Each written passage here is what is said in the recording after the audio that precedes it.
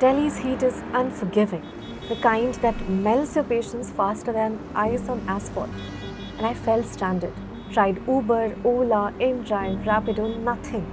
Endless cancellations, soaring fares, rising frustration, and I almost gave up. Then, in a last ditch attempt, I dialed my colleague. Hi, Kasturi, by any chance you're around? I'm stranded here. I'm not able to book any cab. Arey, why don't you try BluSmart?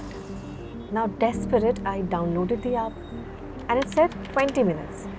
I was skeptical.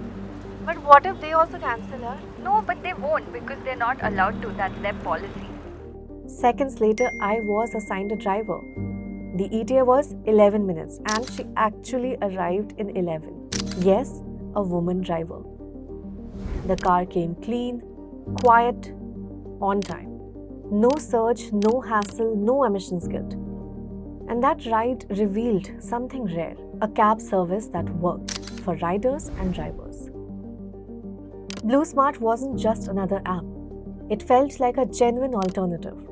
No cancellations, predictable pricing, salaried professional drivers, company-owned cabs, always clean, safer rides, especially for women, and no tailpipe emissions in a gasping city.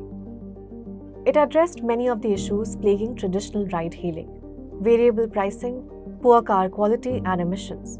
And that model helped BluSmart grow into South Asia's largest electric fleet with around 8,500 vehicles. But then came the crash.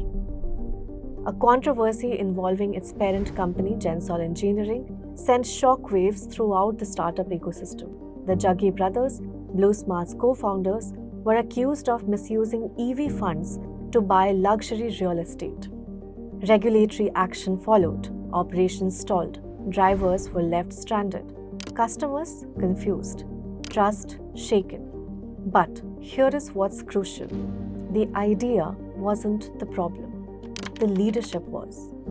BluSmart's blueprint for clean, reliable urban transport remains as relevant as ever. It addressed both environmental needs and everyday commuter pain points. Even as it scales down, BluSmart has begun rebranding some of its fleet under Uber Green, signaling a shift to a hybrid strategy. The app still works in some cities. The model is evolving, perhaps out of necessity. Meanwhile, India's mobility landscape needs a rethink, a reset. We need driver dignity, not exploitation. We need safer rides, especially for women. We need cleaner air and less emission. However, BluSmart too faced scrutiny. Last December, a woman and her child were reportedly robbed at gunpoint by a BluSmart driver. The company apologized, but concerns followed from netizens and industry voices. It's unclear if BluSmart will survive as a brand, but the value it brought, its core principles, should not be lost.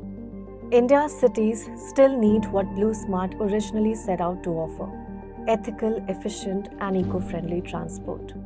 Perhaps it's time to revisit that blueprint and rebuild. What are your expectations from ride-hailing in India's fast-growing metros? Drop your thoughts in the comments and don't forget to like, share, and subscribe to Business Standard for more insights into urban mobility and emerging tech.